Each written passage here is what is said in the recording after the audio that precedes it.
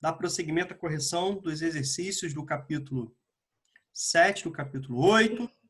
Tá todo mundo vendo Tá todo mundo vendo aqui minha tela do computador, meus amores? Sim. Beleza, então olha só. Nós já fizemos a 1, a 2, a 3 e a 4. Agora a gente vai partir para 5. Show? Explique o que é bloco diagrama. Deixa eu pegar aqui minha canetinha. Pegar aqui minha canetinha. Bloco diagrama. Vamos lá. Então, questão número 5. Eu tinha um pouco de dificuldade. Bloco diagrama é aquela representação tridimensional do relevo. Isso aí. É uma das formas, né, de representação do relevo terrestre. O bloco diagrama, né, não é só usado para representar o relevo, né? Ele consiste em uma representação em perspectiva, né? Quando a gente fala representação em perspectiva, significa que ele permite a visualização nas 3 dimensões, né? Então, nós temos uma representação em 3D. O que significa isso? Quando a gente fala 3D, comprimento, largura e profundidade. E altura, né? Comprimento, largura e altura. Comprimento e trás frente, eu diria assim. Tudo bem? Comprimento, tá bom? Largura, Só que ele vai pegar apenas uma pequena área da superfície terrestre. Beleza? Tranquilo? Então, é uma representação em perspectiva, né? O que significa isso? Que permite visualizar as 3 dimensões, comprimento, largura e altura, de uma determinada porção da superfície terrestre, de uma determinada área, né, do globo. Tudo bem aí? Tudo. Oi? Só que na sequência está pedindo o seguinte, olha só. Cite a vantagem de sua utilização na representação da realidade para que se faz sua leitura. Tranquilo? Qual que é a grande vantagem aqui, ó? A grande, reparem, que a gente está falando de arquivo você pode ver né? no interior, você pode ver no interior da Terra e ele também te dá a visão tridimensional, podendo ver algumas coisas que não são visíveis em um mapa convencional. A grande vantagem aqui, gente, na verdade, né, é a fidelidade. Quando a gente fala que uma coisa é fiel, o que é isso? Que ela retrata, não, que ela é fiel à realidade. Isso, mas o que é fiel? Quer dizer que segue corretamente. Então, uma coisa fiel, uma coisa próxima, né? Bem próxima da realidade. Tudo bem? Então, olha só. O bloco diagrama, ele reproduz uma porção da superfície terrestre com grande fidelidade. Certo? Beleza? Certo. É aquilo que se deseja representar. Inclusive, né, fazendo como já foi falado aí. E com isso, meus amores, isso facilita muito, né, a vida do leitor. Facilita muito a leitura e a compreensão. Tá legal? Certo? Então, ó, a grande vantagem aqui, ó, é você garantir uma fidelidade, né, daquilo que se propõe a reproduzir da superfície terrestre, certo? Bem próximo aí de aspectos reais da superfície terrestre, facilitando dessa forma a leitura e a compreensão por parte do leitor. Todo mundo pegou aí a questão número 5? Sim. Alguma dúvida? Não. Então tem que saber o que é bloco diagrama, identificá-lo como uma das principais formas de representação do relevo terrestre, certo? Entendermos o que significa essa representação, quais são as suas características, quais são as suas utilizações, para a gente entender a importância dessa representação, né? O que ela tem de tão importante, o que ela traz, né? Beleza? Vamos aqui então para 6, questão número 6, práticas cartográficas. O mapa a seguir representa a atual divisão política do Brasil. Paulo, mas por que se divide, hein? Vamos falar de um conceito que Para nós já facilitar a vimos? administração? Isso aí, né? É um dos motivos da regionalização, tá bom? Obviamente, vamos resgatar um pouquinho aqui o que nós vimos sobre o que é regionalizar para a geografia. É um conceito fundamental, um conceito importantíssimo, né, para a geografia. Regionalizar para a geografia é pegar um todo que no caso aqui, ó, é o Brasil, e dividir em partes, a partir de um ou mais critérios. E esses critérios escolhidos, o critério ou os critérios escolhidos, tem a ver com os objetivos, né? Que no caso, a divisão política no Brasil tem um objetivo político. E como já foi falado, uma das grandes, né, vantagens é facilitar a administração do território. Tá legal? É facilitar. Você pega o território brasileiro, gigante, monstruoso, é o 5º país de maior extensão do globo, certo? E a gente tem uma divisão, em termos, né, do IBGE, em 5 macro-regiões políticas no Brasil. Região Norte, região Nordeste, região Centro-Oeste, região Sudeste, região Sul. E essas regiões, elas são, divididas em estados, né? Os estados são agrupados nessas grandes regiões.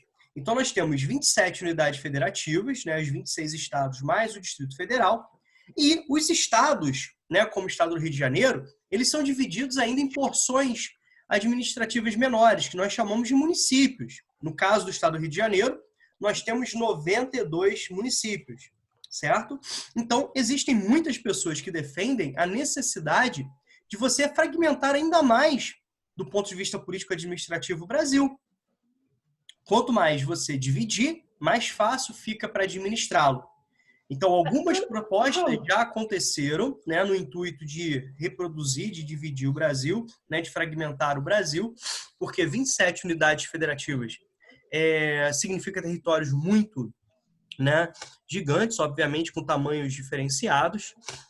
O problema é o seguinte, que o que leva essas propostas, em grande parte, né, no seio da política brasileira, não é o favorecimento para a administração, mas sim por interesses, né, de determinados grupos. Por exemplo, se a gente pega um estado e divide esse estado em 2, consequentemente, nós temos um custo administrativo maior, porque são 2 governadores, são duas câmaras legislativas estaduais, né? 2 assembleias legislativas estaduais. Você tem todo um processo, né, de diminuição da arrecadação, porque você vai ter 2 estados, você precisa aumentar, né, o direcionamento do fluxo financeiro, econômico, de verbas para essas 2 partes, né? Então, assim, geralmente, quando se propõe essas divisões, são por interesses locais, interesses de grupos, não, né, utilizando a possibilidade de dividir mais para facilitar a administração. Tudo bem? Tudo tranquilo aí? Romulo, eu já tinha visto Oi? um mapa desses, que era uma coletânea, sabe, demonstrando todos os planos, sabe, de novos estados, sabe? Então, o último grande propósito de divisão foi do Pará, né? Dividiu o Pará em 3 estados, né? Mantendo o Pará, mais Tapajós e Carajás, ou seja, o estado do Pará daria origem a 3 estados, certo? Com mais 2 subdivisões. Tudo bem? Foi a última grande proposta aí de divisão no Brasil. É porque esses estados também, é porque esses estados do norte, alguns do centro-oeste, são muito grandes. Em extensão territorial, né? Mas o problema é que, assim, o objetivo da divisão não é atender melhor a população, né, favorecer a administração do território, mas para atender um pequeno número de pessoas, né, um pequeno número de indivíduos, um pequeno número de representantes, né, que vão se favorecer em cima disso, infelizmente, tá? Vamos lá para A? Beleza? Vamos lá para A? Ai, Romulo, tomei um susto aqui agora. O que foi, meu amor? O caseiro, ele tava tirando a grama do jardim. Aí, do nada, aparece ele aqui na janela. Do nada. Ué, mas caseiro na época de pandemia, na época de quarentena? Como é isso? Mas é que ele tem a casa dele lá embaixo. Ele Vamos lá, fica então. limpando o jardim. Vamos voltar A aqui, casa ó. é gigante aqui. Aí... Vamos aqui para A, tá bom? Que elementos das representações gráficas, quando a gente fala de elementos cartográficos, a gente está se referindo ao quê? Aos auxiliadores da cartografia, tudo bem? Romulo, eu entendi que você ficou com dúvida por ver o caseiro, mas é que a casa dele é aqui no sítio. Então. Ah, sim, show. Vamos lá? Beleza. Que elementos das representações gráficas não estão presentes no mapa? Olha só. Qual elementos seriam data, fonte, escala, orientação? Os elementos cartográficos são os auxiliadores da cartografia. Então, nós temos o título, ó. Show? Temos ele. Beleza? Ó, temos o quê? Orientação. Temos escala. Não temos orientação? Uhum. Temos escala, perfeito. Tá aqui, ó. Temos fonte. Show? Olha o que nós temos. Olha o que nós temos. As coordenadas geográficas, né, que estão sendo representadas, ó. Beleza? As coordenadas geográficas aqui que estão sendo representadas. Aqui o Trópico de Capricórnio, 23 graus, 27 minutos. Sul. Tá legal? Beleza? E o que é isso? O que está faltando aí? Pensar. Hã? Olha, pelo que lembro Faltando duas coisas. Duas? Tá faltando, né? Um mapa de localização. O minimapinha. Que identifica a porção terrestre representada, né? Quando você tem o globo e naquele globo você chama atenção. Qual é a porção? Qual é a porção, né? Do espaço terrestre está sendo representado. Certo? Beleza? Segundo, tá faltando o que aí? Que é fundamental, assim, é muito importante. Legenda. Certo? Legenda. Por exemplo, olha aqui, ó. Aqui está sendo representado o quê? Olha aqui. Pontinho. Somente em Mato Grosso e Mato Grosso do Sul, nós temos, né, duas informações importantes. Nós temos aqui as capitais, as cidades capitais de cada estado. Então, você deveria ter uma legenda, né, uma legenda que pegasse esse símbolo aqui e explicasse para o leitor que se refere à capital, se refere, né, à cidade capital dos estados. Tudo bem? Então, estão faltando aqui dois auxiliadores da cartografia que facilitam a leitura, né? De um lado, nós temos, né, faltando, né, um mapa de localização que identifique a porção do espaço terrestre representado, e também nós temos a não apresentação, né, a não presença de uma legenda que pudesse, por exemplo, identificar esses símbolos, tá? Ó, que pudesse identificar aqui. Show, gente? Tudo tranquilo? Sim. Tudo no esquema? Alguma dúvida? Não. Não? Certo? Beleza. A B, ó, calcule a distância real, em linha reta entre as cidades de Campo Grande e Cuiabá. Certo? O que você vai ter que fazer? Medir e usar a escala. Exatamente. Você vai ter que pegar, deixa eu trocar de cor aqui. Essa é uma escala gráfica, certo? Escala gráfica. Você vai ter que pegar aqui, ó, e botar a sua reguinha. Quantos centímetros deram? Vocês podem me falar? Vamos lá. Cadê a reguinha? Reguinha, que achei. Fazendo um favor? Ok, planifica o livro. Estou sem régua por aqui. Eu tenho, ninguém fez eu vejo cerca de 1,1 centímetros. Ninguém fez? Eu tenho 1,1 centímetros achados, que dá um pouco mais de 580 quilômetros, pelo que sei. 1,1? 1,1 centímetros. É um pouco mais de 500, eu acho. Se divide em 10, então dá 58 mais 5. O que você tem que fazer? Vamos pelo que você falou. Vamos explicar, velho. 1,1. Então vamos lá. Vamos devagarzinho. É 1,1 centímetros, certo? 0,85.